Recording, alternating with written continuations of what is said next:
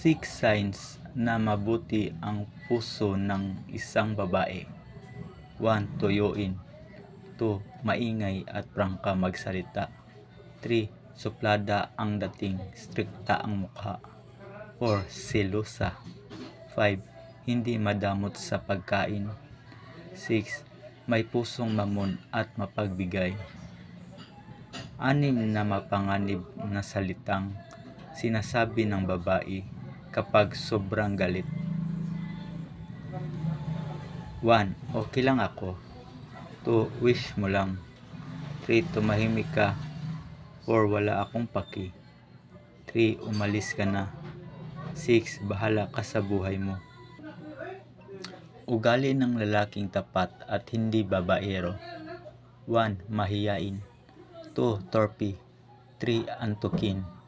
4. Medyo suplado. 5. Bahay trabaho lang. 6. Malaga at masikaso. 7. Malambing. 8. Gentleman pero medyo bastos sa babaeng mahal niya. Katotohanan tungkol sa tapat na babae. 1. Madali lang silang maging emosyonal. 2. Meron silang trust issue. 3. Mabilis silang masaktan.